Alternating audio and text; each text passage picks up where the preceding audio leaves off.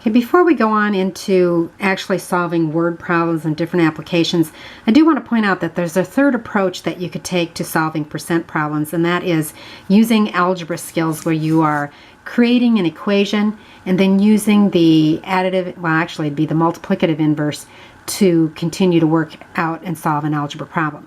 But basically what you're doing is you're recognizing the different components of the problem and you're setting them up and plugging them into this basic equation, that part is equal to the rate times the base.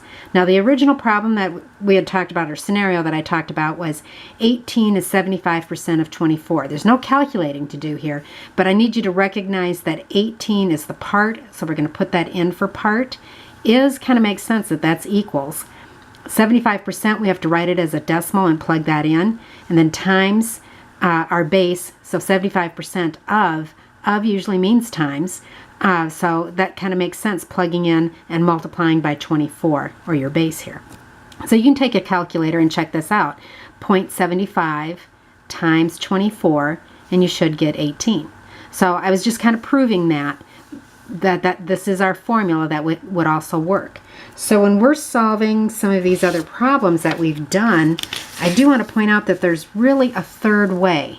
And so I want to just kind of do each of these very quickly with this third method.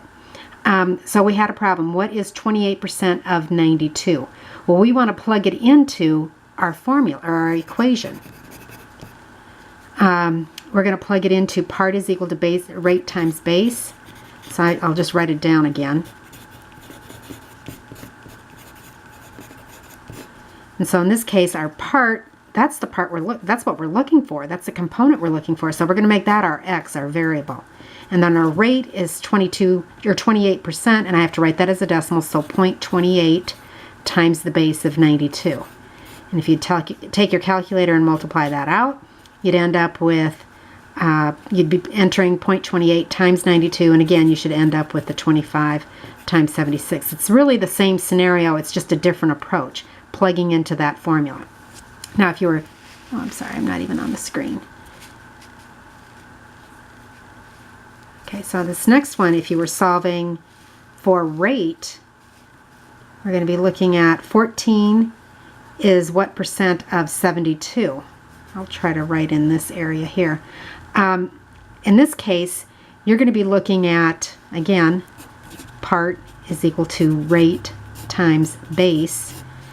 14 is my part, so I'm going to write 14 is equal to, and rate is what I'm solving for, so that's my x, and my base is 72, so times 72. This is where you use your single variable equation skills. You're trying to isolate that variable x, and so you have to divide by 72. Whatever I do to one side of the equation, I have to do to the other, so I'd be dividing this side by 72. This is what justifies that you're going to take part, divide by whole, and I think many of you were already doing that right out of the gate. So when you enter that in the calculator, 14 divided by 72, you end up with that 0.1944. You have to move the decimal 2 places to the right to get the 19.44%. Okay, and if you're doing the last one where you're solving for base, you've got this situation here where, or our example, 12 is 32% of what number? So again, you're going to be using that formula, part is equal to rate times base.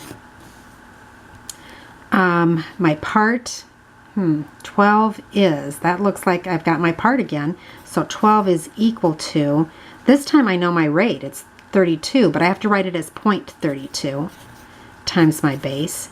And again, I'm going to use my algebra. I'm trying to get that base by itself. That's what I'm solving for. So I'm going to go ahead and divide each side by 0.32. And that's what justifies the division there. And I should end up with that my base is equal to 37.5. Many of us, you know, who are comfortable with algebra, we go right to town with this, and we're totally at home with this. And that's awesome if this is your game plan. But I did want to point out that that's really the third route that you can take, and I'm sorry that I didn't have that included in my notes. But for the most part, I have found that most students in applied math class prefer to either go with the proportion setup or the triangle. But if you have that algebra exposure, this will work great for you as well.